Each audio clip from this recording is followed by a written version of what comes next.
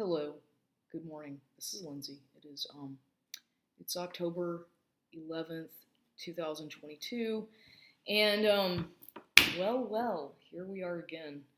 I wanted to talk today about once again about narcissistic abuse, post breakup, post relationship with a narcissist. And I want to talk about some things that I've learned about myself and about other people when I was involved with this person, and what you really ought to look out for whenever, pay attention to any kind of red flags with these people, narcissists.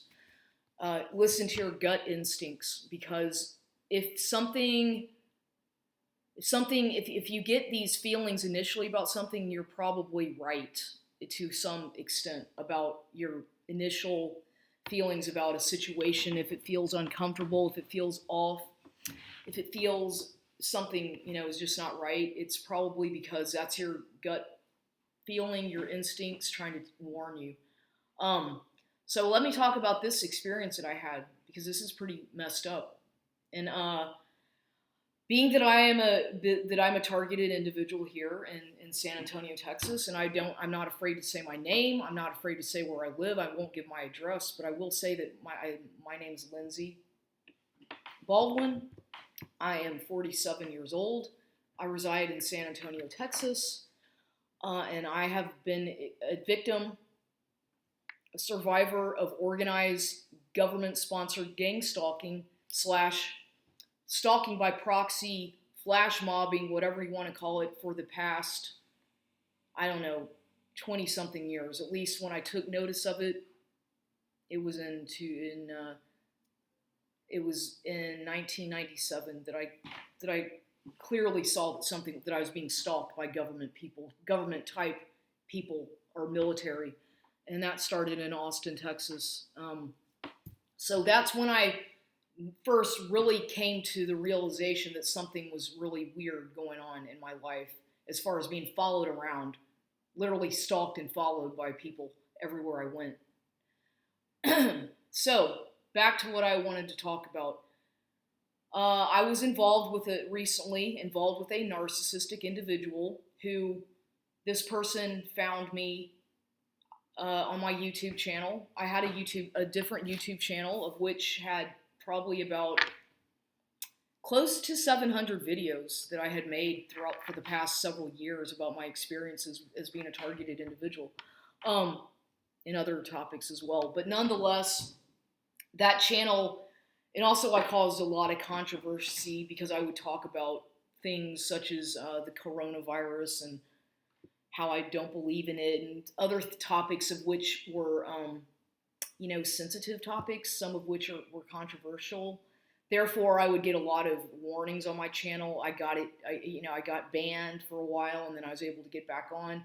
But nonetheless, that channel is gone. Minus a few videos that somebody actually had sent me on my Facebook. A targeted individual acquaintance sent me some videos that person had saved for some reason when they noticed that my channel was gone. So I have a few. But anyway, back to what happened. I was contacted by a person via my YouTube channel about a year and a half ago, at least a year and a half ago, maybe 2 years now. It's been almost 2 years that this person contacted me via my YouTube channel. We began to correspond. This person claimed to be a targeted individual. Okay, the person lived in, I'm not going to say the person's name. I'm not going to do that because that's, I will be somewhat respectful, even though I have a lot of, I'm bitter towards what happened because it really woke me up. But I'm not going to name names. But I did learn a lot about myself and about people and how they lie and manipulate.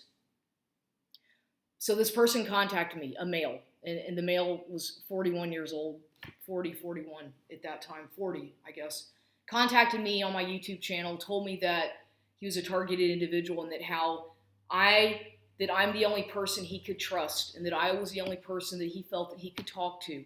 yada, yada, yada, et cetera. Okay. So I befriended him.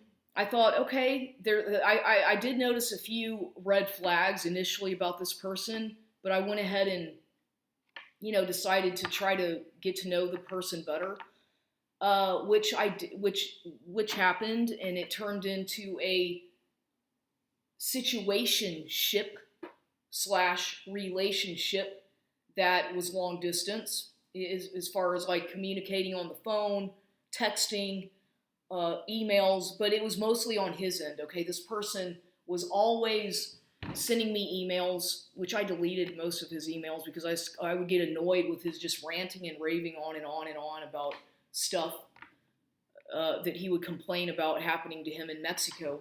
But nonetheless, I would read it, but he was always complaining and never really, he just was talk, all about himself. So I would respond to his emails. I would talk to him on the phone. I would respond to a lot of his long text messages that he would bombard me with. And because clearly it was indicative that this person was suffering from something. I wasn't sure if he was a legit targeted individual or if he was faking it, but I do know that he was displaying some personality disorder, something or the other that was going on in his life. He talked about things that a lot of targeted individuals talk about, as far as the direct conversation about being surveilled, about being followed around by groups of people and whatnot. These are things that I myself have gone through. But I really have gone through these things in a legit kind of way, and I'm not sure if a lot of these people who have contacted me on my other YouTube channel were real targeted individuals or just saying this to try to shut my channel down or to try to silence me or quote unquote punish me. Because that's what they'll do. So what I'm trying to say, mostly of what I'm trying to say about the lesson I learned with this experience, because to make a long story short, we ended up meeting in person. This person who I corresponded with for about a year and a half prior, and then we finally met in person. The person actually came to San Antonio and lived in my home here for 4 months, whatever, almost 4 months. Wow. Okay, first of all, so I get this. I allow a person who's pretty much a total stranger to live with me, because even though we had talked on the phone and yada yada, text messaged for a while, a year and a half at least, I still was a little bit unsure about the situation, because I felt that maybe this person is just trying to take advantage of my weaknesses, or wants to, maybe wants a green card, has some idea, has some kind of an agenda. And,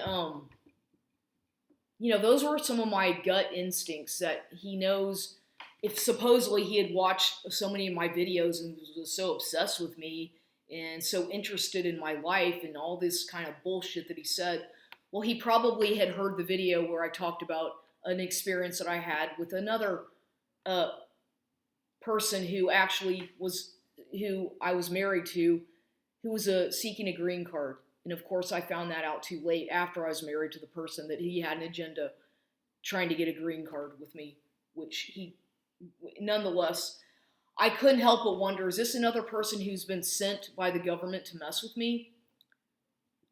Whatever. I had a lot of thoughts in my mind about who this person really is, what his agenda was, and what he wanted with me. Clearly, he had an agenda. And I hate to say that everybody coming from a third world country to the U.S., whether it be on a visitor visa, whether it be a student visa, a work permit, whatever, I hate to be the one to have to say that they are mostly just seeking an opportunity for a green card. But unfortunately, that's the truth, is that a lot of them, they really want to get their citizenship, permanent residency. And the way to do that is either through sponsorship by your employment, if you are able to get a job in the United States and you're sponsored by the employer, you can get it that way, or via a green card marriage, okay? And they know this. Most of these people who are so desperate to come to this country know very well that there's only a few ways that you can get permanent residency, either asylum-based, green card marriage, or work sponsorship, or of course the way that a lot of them do it, which is crossing the border illegally. So this person, okay, he claimed to be a targeted individual. He claimed that he was a victim of organized stalking and harassment. He claimed to be a victim of mind control, sorry, no, I don't think he said that. He claimed to be basically somebody who was suffering from being gang stalked, etc., okay? Just like me. He said that I'm just like you. I can relate to you because I went through the same thing. Yeah. Talking about how something happened to him in Argentina when he was a student, getting his master's degree in Argentina, probably around the year, I think it was around 2005 or 7 that he was getting his master's degree, something like that, in Argentina. And he said that that's when all his problems began. And he said that it had to do with a female that he was involved with. And he said that this person was working with the police in Argentina. Something, etc., etc. So, I'm thinking, okay, I can understand because I've been through something very similar, whereas I was involved with, when I was married to the Panamanian, I found out that he was working for the Panamanian police at one point, I found out a lot of things about that person after I was married to him, and then obviously divorced him. But, so yeah, there's a link between the police, and there's a link between being somebody, and I myself had experiences with the Houston Police Department, with police stuff, pursuing a master's degree in criminal justice at U of H downtown. So I myself have had experiences with people who worked for the police or who were actually police officers and government type people. So yeah, maybe that part on his end was not a lie. I don't know if his whole tale about Argentina was legit. I don't know if that was a bunch of bullshit or if it was actually true. But nonetheless, the person claimed that his problems were all sexually oriented, involving a female, that he started getting harassed by people that had to do with a very sexual-based orientation or theme, his targeting. And I thought, well, what happened to you? What exactly happened with you and this woman in Argentina? He would never tell me. He never told me exactly what happened. I imagine that he probably, I have my ideas about what probably happened between him and this woman and probably some other people involved. But, of course, they're not going to tell you everything. They refuse to tell you things about their past. I'm talking about narcissists now. Narcissistic individuals who infiltrate your life and try to cause havoc by mirroring you and acting like they can relate to you via similar life situations, etc. Well, this person, this man, he did say that he was being gang stalked and targeted by homosexuals, a lot of homosexuals, and people, that all the themes in his gang stalking had to do with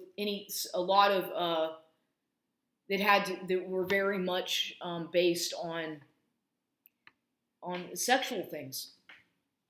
But like I said, he would never go into detail about exactly what happened to him and what he did. And he said that people were always trying to teach him a lesson. And I thought, okay, there's a few things that come to mind here. That number one that I thought is that this person is a closet homosexual and he experimented with men and he's afraid to come out of the closet because he's gay, and that he's ashamed. It's shame-based.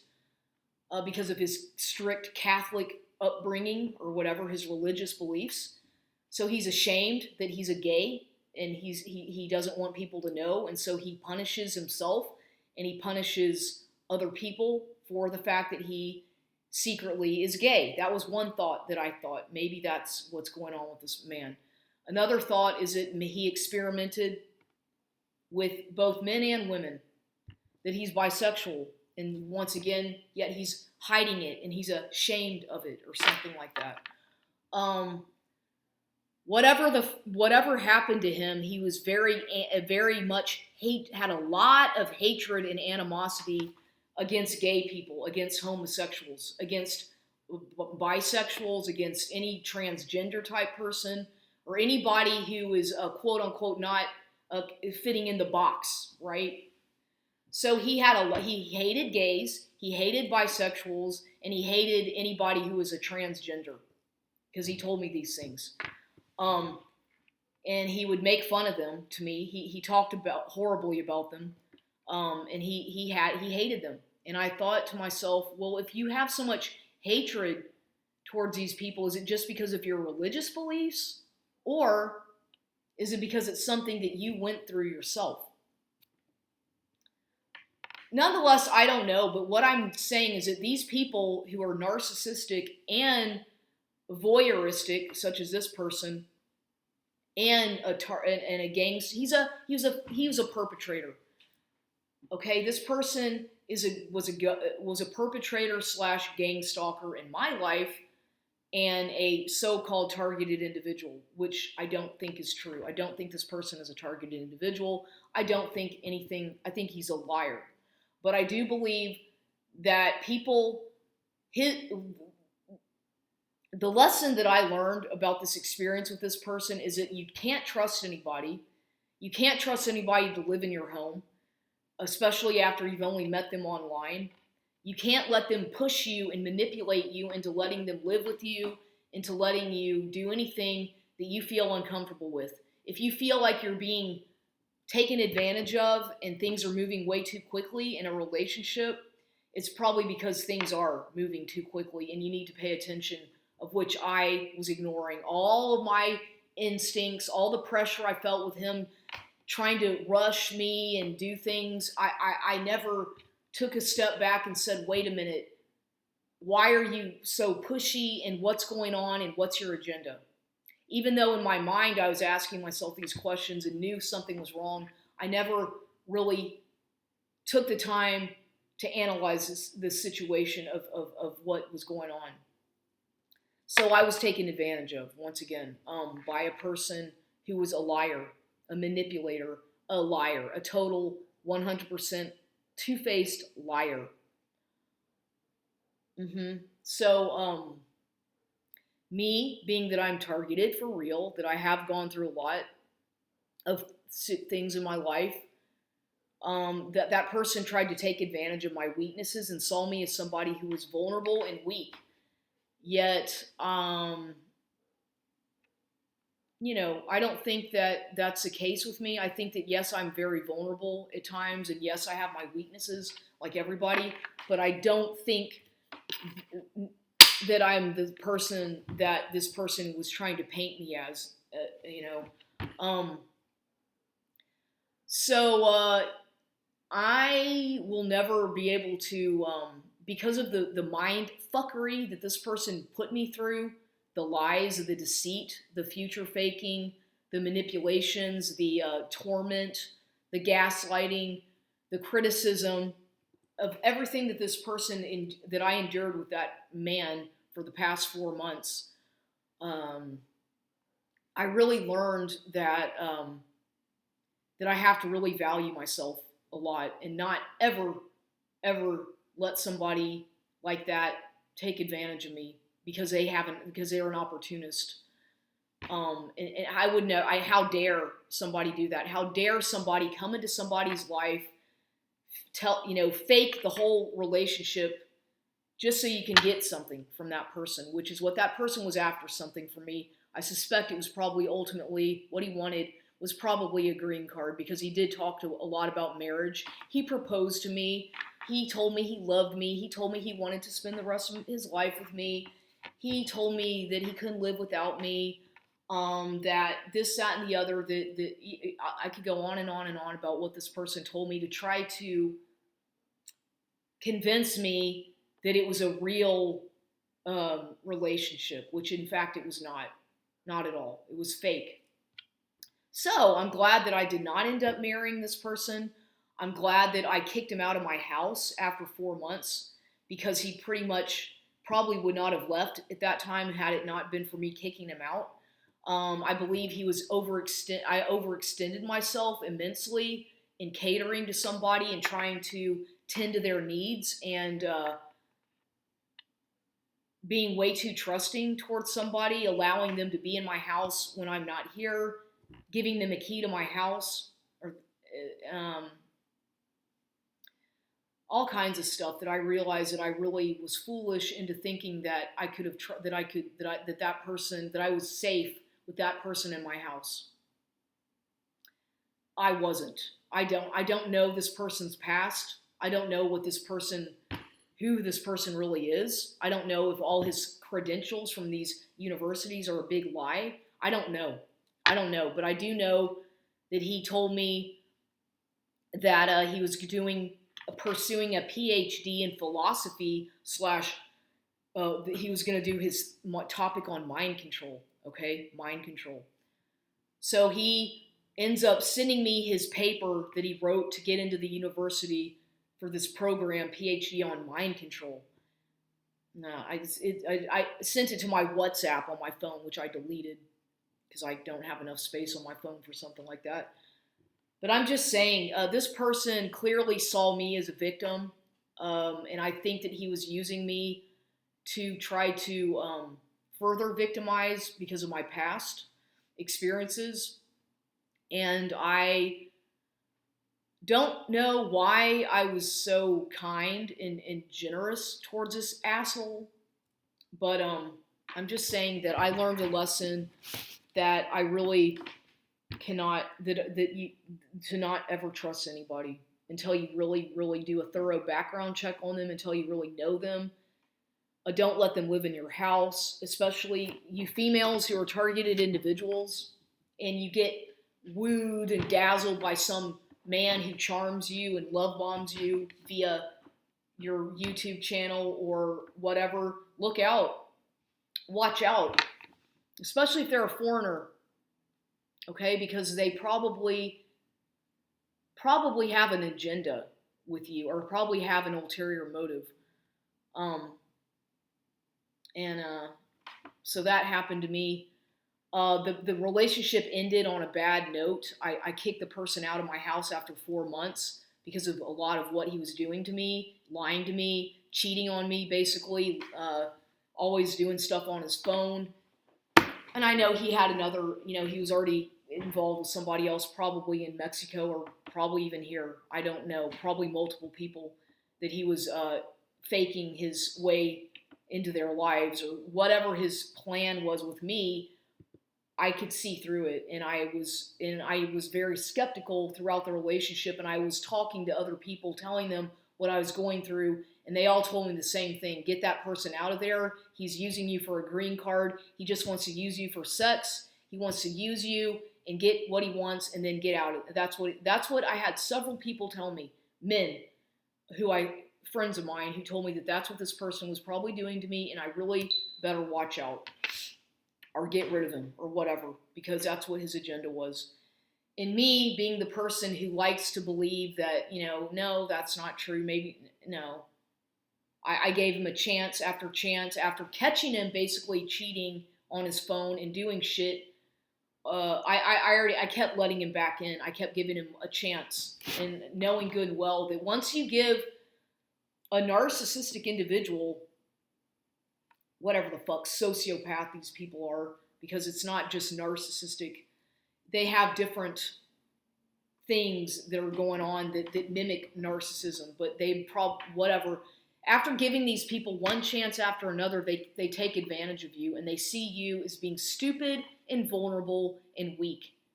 And so they're going to further exploit you, whether it be sexually, monetarily, or financially, living in your house, doing things to take advantage of you in any way possible so that they can ultimately get what they want, what they're after.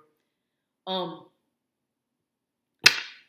I'll tell you another something that happened with this person is that this person called and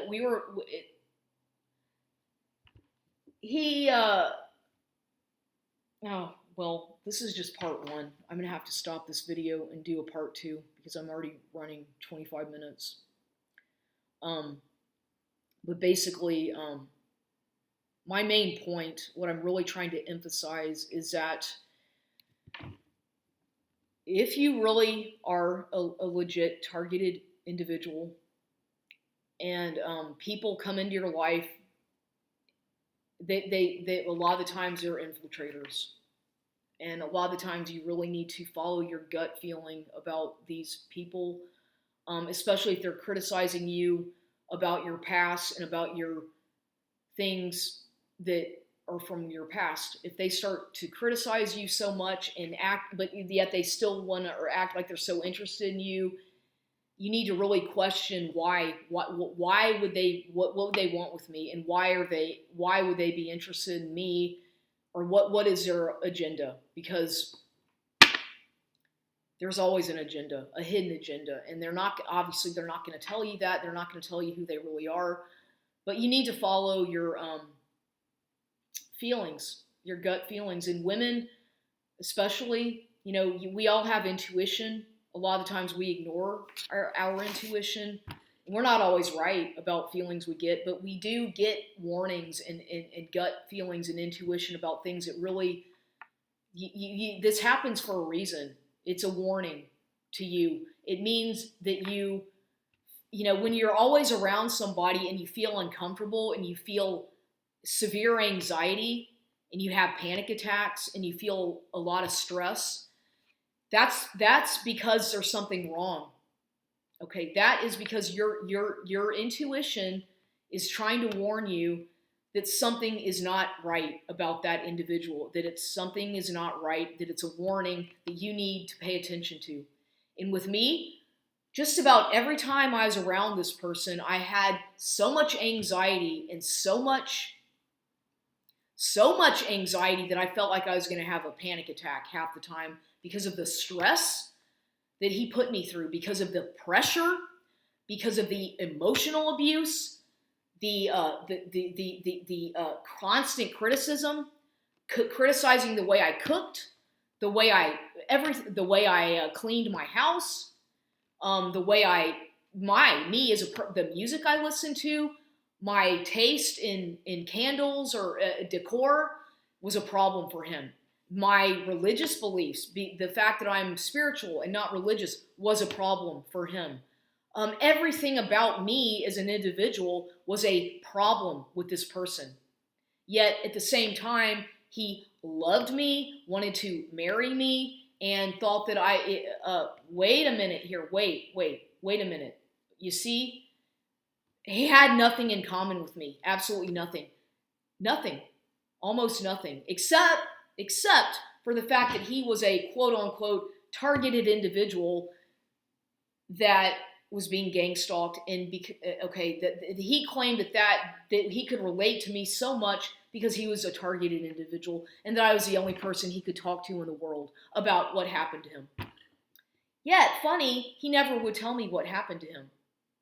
Funny, he watched all my YouTube videos apparently and decided to contact me supposedly contacted me a year after finding me on YouTube. Interesting. Anyway, I'm going to do more videos about this because I really realize that there are a lot of toxic, opportunistic individuals out there who will come into your life and wreak havoc and try to destroy you as an individual, try to destroy your spirit so that they can ultimately get what they want. One of which would be sucking away your energy, taking away trying to dehumanize you, trying to devalue you. Every opportunity that they get, They are going to keep on degrading you and devaluing you until you become nothing, until you become traumatized and under mind control. This person, I believe that this this, I don't even want to call him a man. I want to call him a subhuman. I believe that his ultimate goal with me was to get me under so much mind control and turn him into his sex slave, is what I think he was trying to accomplish with me. Hence his obsession with MK Ultra mind control program and his so-called thesis topic about mind control with the MK Ultra programming. Okay, this guy is clearly had an agenda with me. Clearly, I was being utilized. Clearly, I was an object of his punishment because he was punishing me, about everything about me. Whatever he knew about me, fine.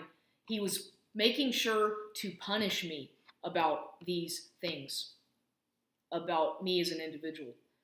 So, it's part, and now, of course, now that that's over, thank God, the person went back to Mexico. He did have the audacity to try to get me to go to Mexico with him. Okay, I actually, I can't imagine my going to visit him in Mexico after what happened with that whole relationship and the way it ended, and the way, yet he still wanted me to go back with him to Mexico to try to prove himself that he was an honest person, he said.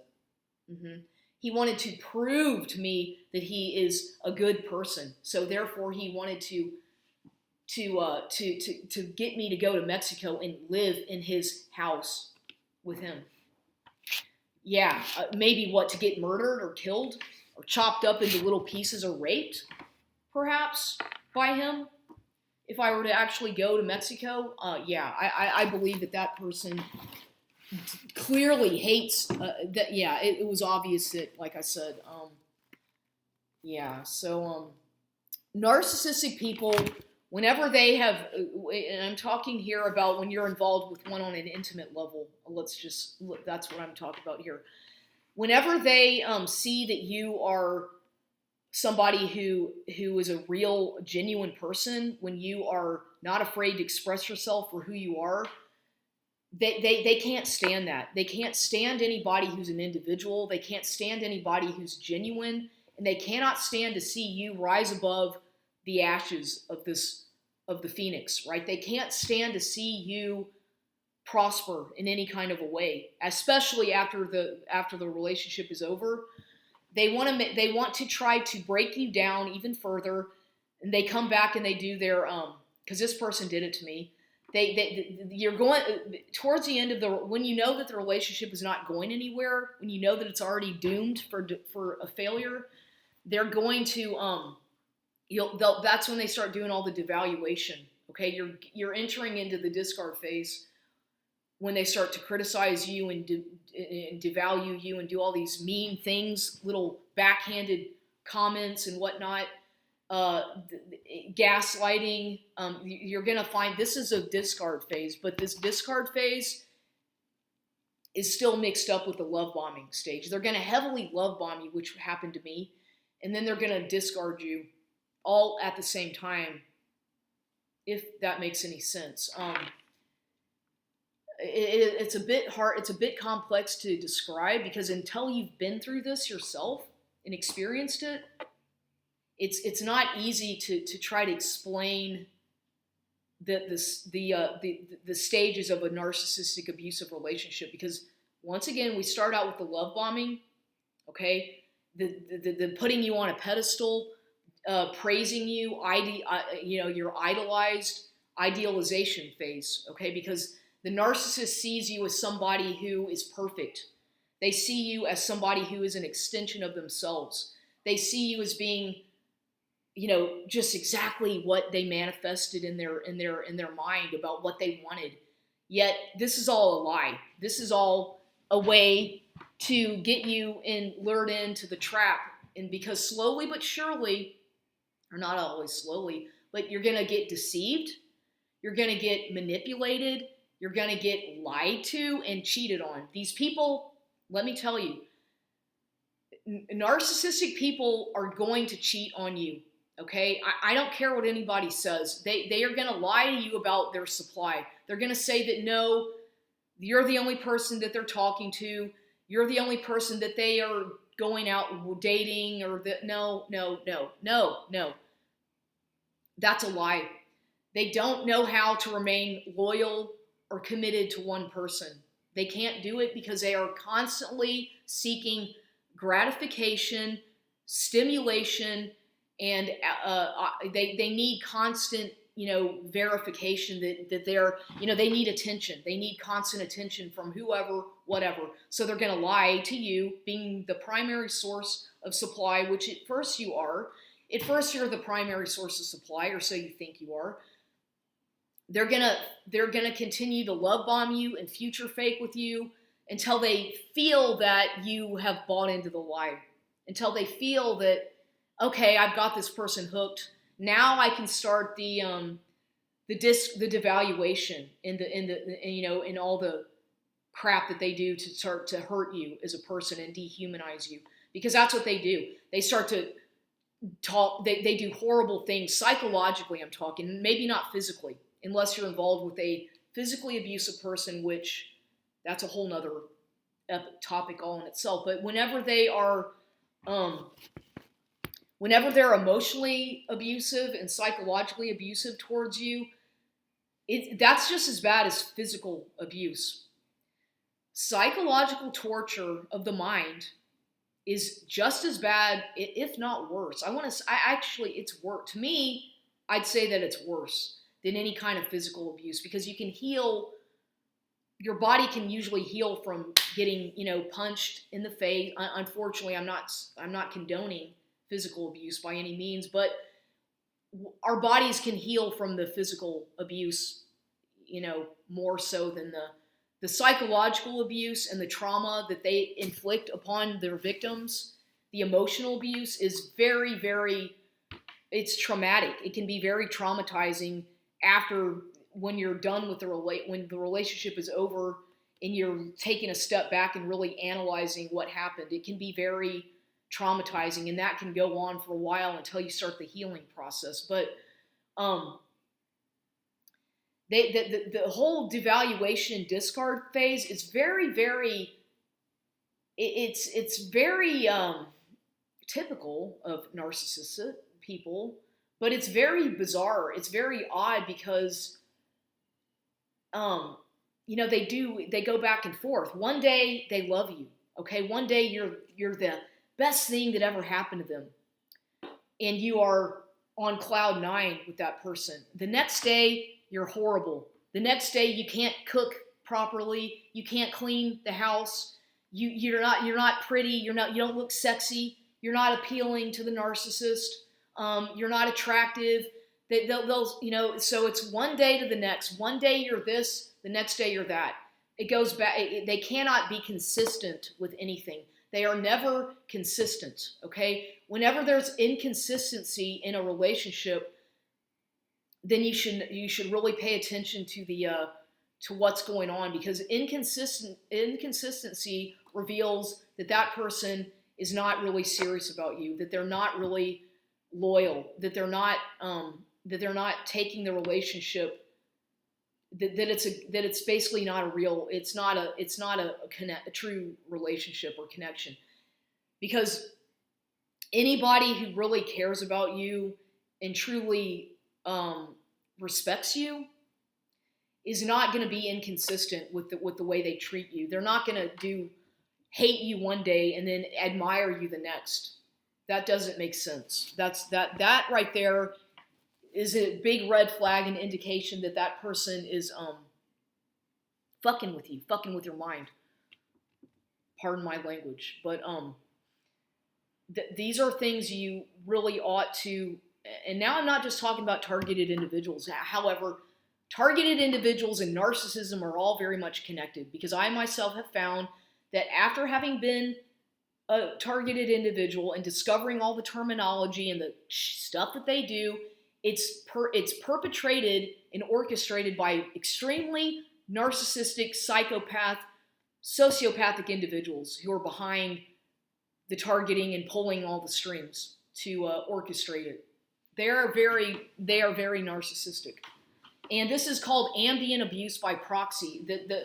If you're not familiar with that word, look up ambient abuse by proxy. Look up flying monkeys and look up these words to educate yourself about narcissistic abuse and how targeted individuals and narcissistic abuse, they are going to use ambient abuse by proxy or stalking by proxy.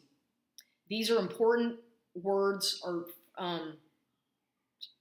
this is important terminology for the victim.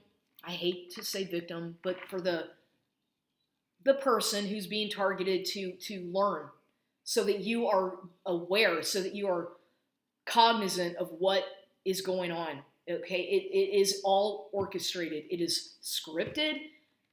These people have an agenda.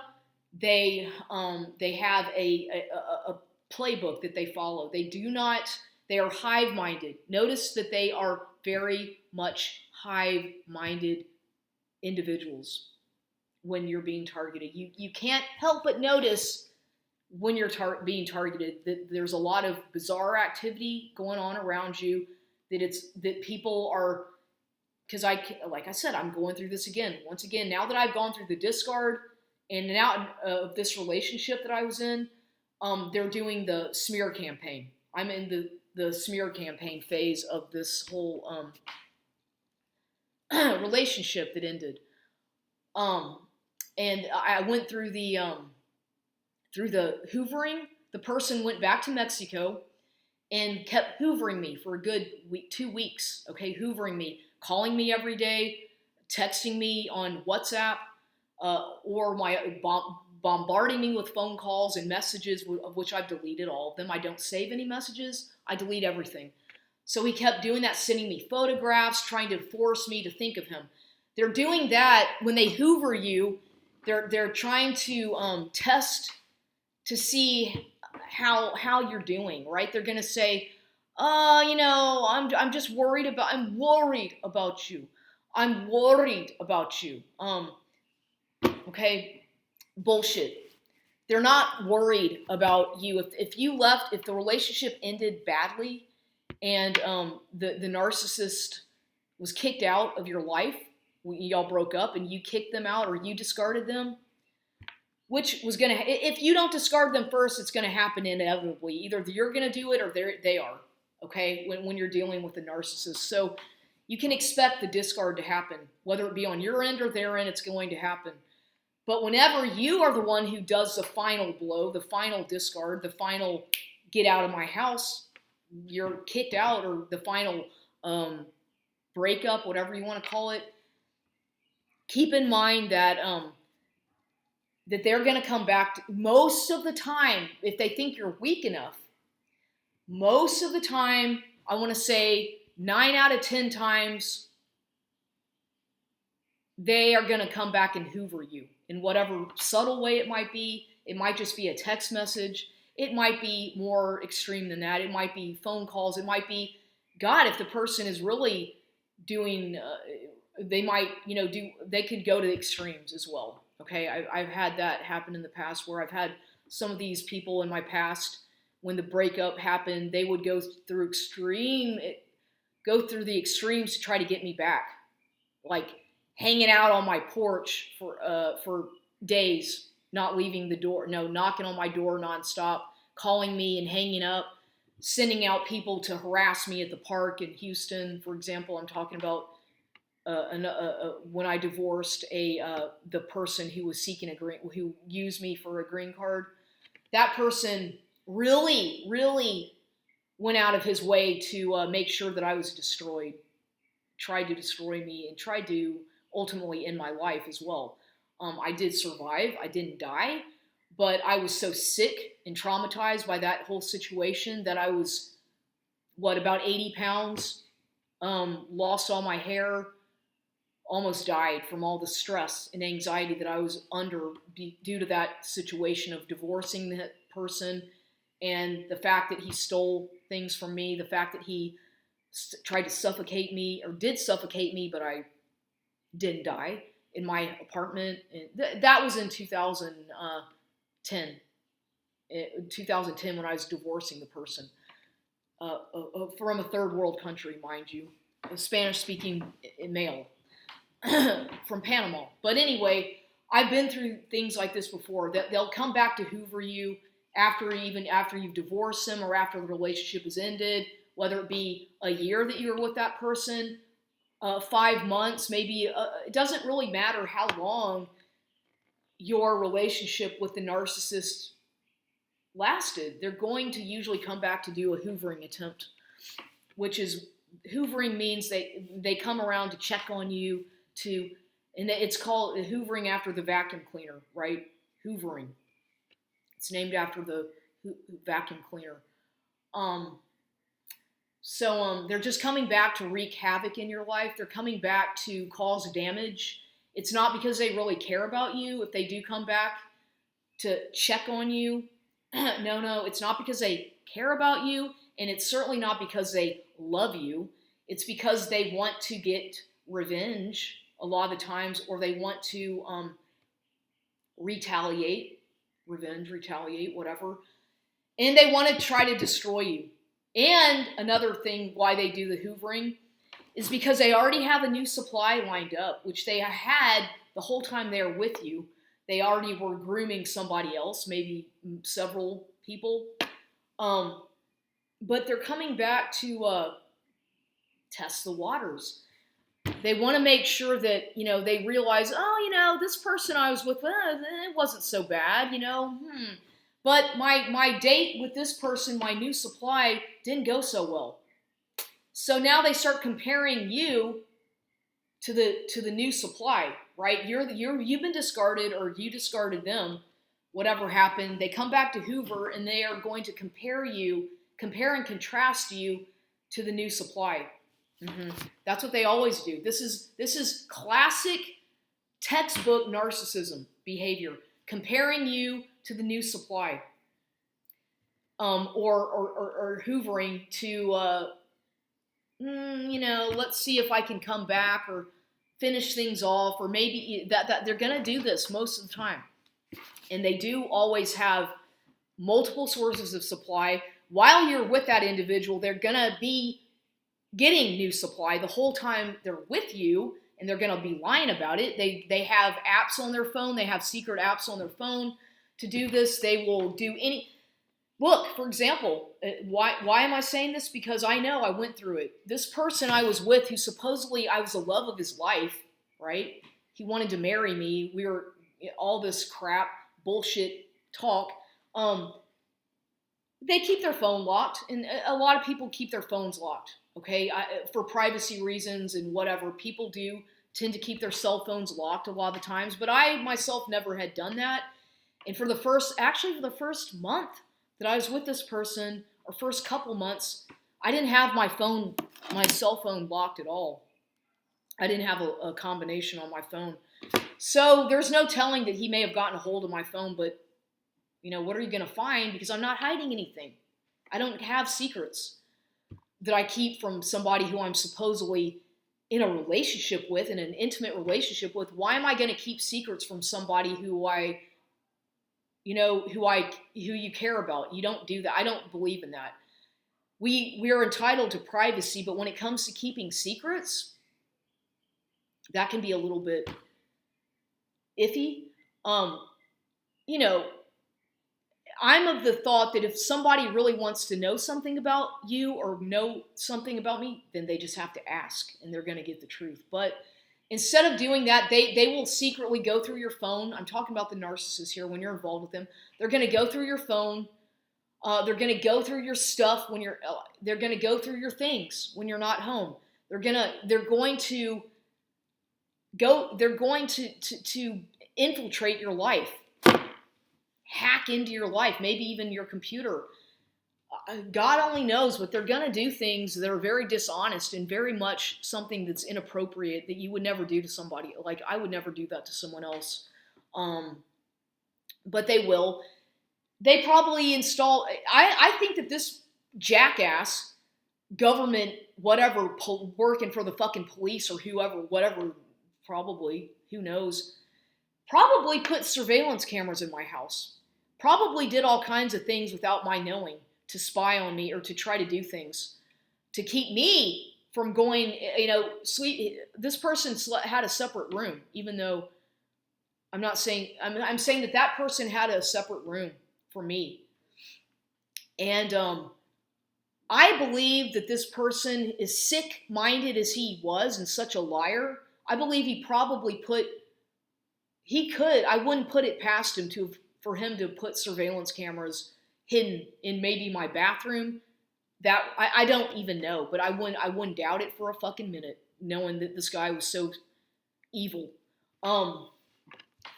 So you really shouldn't trust anybody when you're a targeted person, especially. Do your background check on these people and really know who you're dealing with before you get involved with them, especially intimately or whatever. Trust your instincts. So now, anyway, back to this. I'm going through the smear campaign right now. They send out their flying monkeys to mess with you. And this person clearly knew that I could go, knows all about my schedule, knows that I go to the gym. And so they do this to punish you or shame you or guilt trip you or embarrass you, humiliate you, whatever.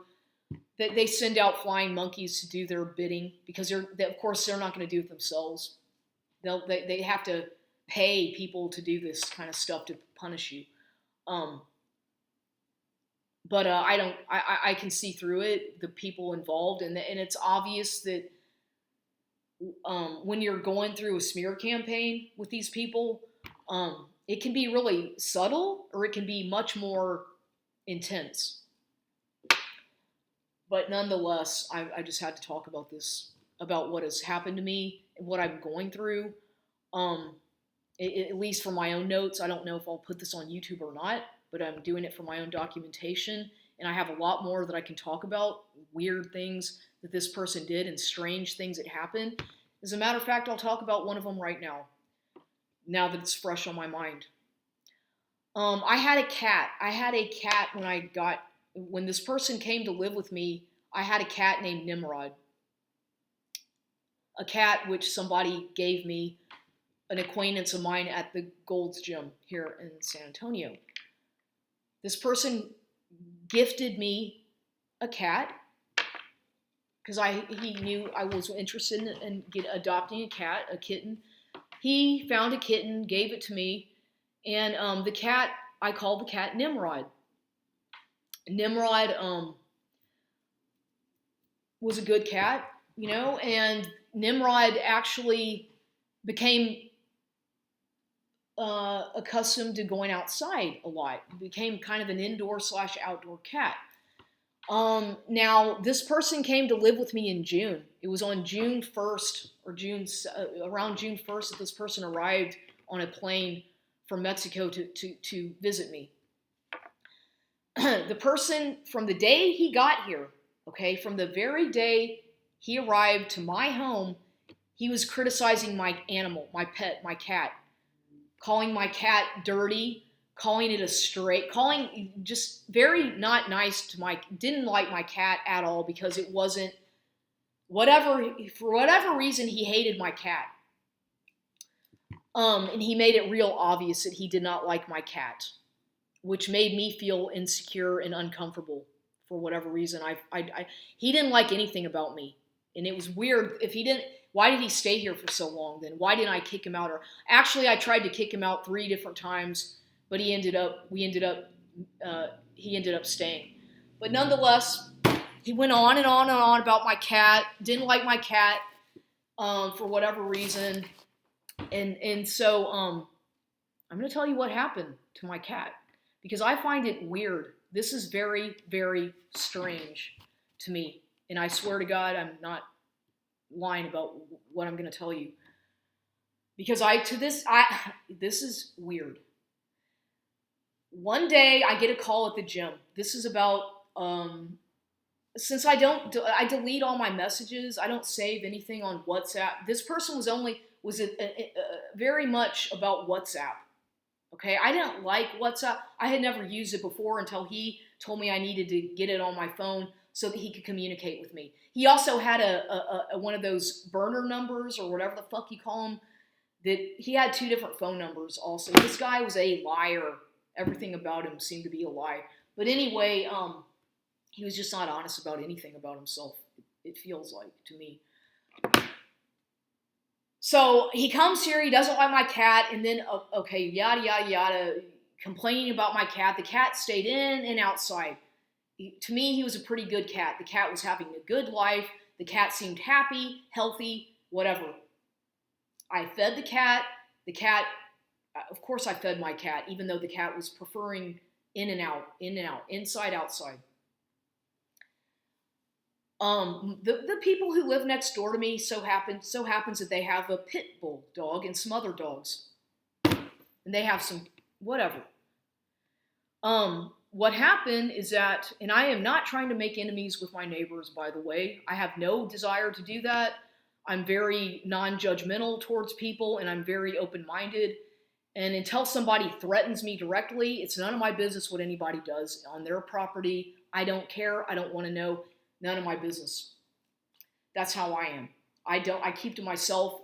But this person came to my house, complained about the neighbors, complained about everything you can imagine about the people who live next door to me. You know, always complaining about this, that, and the other, about everybody and anything he could, about the whole city of San Antonio, about how everybody here is a loser, a drug addict, on and on and on, complain about the weather, the food, the Mexican restaurants, everything was a complaint out of his mouth almost the entire time he was here.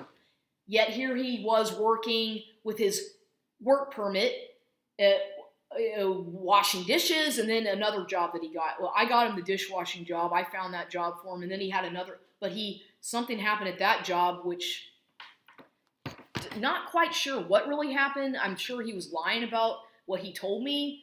I'll tell that story another time because that's pretty bizarre. But nonetheless, the guy complained, acted like he was entitled, acted like everybody was below him because he was a PhD candidate for a university in Mexico, and just seemed to think that he was grandiose and above everybody else because they didn't have the same intelligence that he has. So he loved to talk bad about people.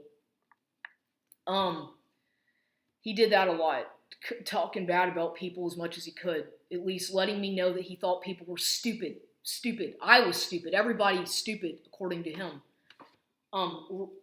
So he, I have to take a sip of water. I'm sorry, I'm talking a lot. Back to the cat. My cat, Nimrod. This happened about a month, I want to say a month and a half ago, at least. Maybe even, I can't exactly remember. I get a call at the gym. I'm on the treadmill. My phone rings, and it's the narcissist calling me, telling me in a weird voice, like almost like talking, the cat, something happened to my cat, Nimrod. The cat got attacked by the pit bull, the dogs next door, okay? And that he had the cat, and the cat was dying in his arms. Or that I better hurry up and come home because the cat was hurt and the cat was about to die. Or so he said, that the cat was dying. So apparently what happened is that the cat got attacked in my yard by the dogs next door, because the dogs are often let loose, or they're not always confined to the yard next door. So the dogs attacked my cat. Supposedly, the dogs attacked my cat. And his story was such that the woman next door brought the cat over in a blanket, a blue blanket, okay? He told me that this woman, that the cat, but first he told me that the cat was attacked under the palm tree in front of my house. That's what he first told me. And then he told me a different story, that the cat was attacked by the fence of the neighbors. I don't know what to believe, but he told me two different stories. the guy, the Mexican who lived with this, my boyfriend, whatever. But nonetheless, he told me, he called me at the gym and took all these photos. He called me and told me the cat was dying, the cat was hurt, that I better hurry up so we can take it to the vet. And I said, well, if the cat's dying, it's probably going to be dead by the time I get there, right? You tell me that the cat's dying. Anyway, I told him, well, I'm sorry, but I don't know what to think. Are you exaggerating, or is it really that bad? Anyway, what happened is that the cat ended up supposedly dying in his arms in this blue blanket that the woman from next door brought the cat over. And he told me that he was standing here in my living room, and the cat was dying in his arms. And he took pictures. He took several photos of the cat, and sent them to me when I was at the gym, Gold's Gym. And I was like, obviously traumatized. I was confused. I was overwhelmed. I was panicking. I didn't quite know what to do, because I knew that it's probably, if the cat's really dying, it's going to be too late. So I did leave the gym earlier. I didn't immediately get off the treadmill and rush home, but I left earlier because I felt like probably he was exaggerating. But nonetheless, the cat died. Then he called me back and he said the cat's dead. Okay. But I had a dream, okay? I had a dream the very next day that he killed my cat, that the cat was hurt. Yes, that the cat was badly injured. But that this guy, since he hated my cat so much, that he finished the cat off, that he killed it. Like, actually finished it off. Maybe because the cat was in so much pain, but something that he did to inflict the actual death of my cat. I had a very, very vivid dream about it the next day. And I woke up and I woke up just like flabbergasted of what I saw in my dream, about what really happened with my cat, the kitten Nimrod. But anyway, here's what's weird. This is what's strange. I have a Netflix. My friend in Houston, don't need to say his name, lets me use his Netflix. So I occasionally watch Netflix. Before the narcissist arrived at my house, I had watched an episode. There's a show, and I didn't even realize, I had forgotten that I even watched this show. It's called Roommates from Hell.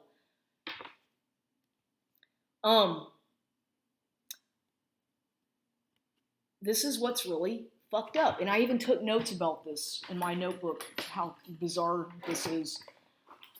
I had left off on the Roommates from Hell about a man who he was talking about. Okay, here's where I took notes about this. On Netflix, if you just leave off on a show, it'll leave off, like if you just sign out or whatever, and you left off at a certain time in Netflix on your computer, it'll stay at that exact moment. Well, at 10.26 on the episode, I think it's episode 2 of Roommates from Hell. There's a man. It's about Roommates from Hell, and he's talking about a cat. Abigail, the cat, died in my arms. And it just so happens that was what I had left it off on, 10.26 on Netflix, the 10-minute mark and 26 seconds. And he said, Abigail died in her arms, where I left, and okay, that's where I left it off on Netflix. And then I thought, that's weird, because this guy was kind of a roommate from hell, okay? He was horrible, so emotionally abusive towards me. I have to talk about that in another video, about another thing that he did. About the gift that he brought me when he first came here. So I thought that was weird, that it just so happens that, that this whole Netflix thing, I left it off at that moment, Roommates from Hell, at that part where he's talking about, and Abigail died in her arms, the cat, which was a cat. Because guess who killed that cat? The roommate that she had. It's an episode about a woman who, she lets a drifter live in her apartment in New York, or what, upstate New York, I think it is. And the man ends up fucking up her life and doing all kinds of shit, causing a lot of problems. And she ends up getting evicted from her own apartment because of this individual who lived with her and killed her cat. Abigail, I guess, was the name of her cat. And it just so happens that Abigail is the name of my brother's daughter. He has 3 daughters. The one who is 14, about to turn 14, her name is Abigail. And I just thought all that was a little bit a coincidence, yet at the same time, strange. So I had to talk about that. And now I'm going to talk about more of the stuff that this person did in due time for my own notes, but that's all for now.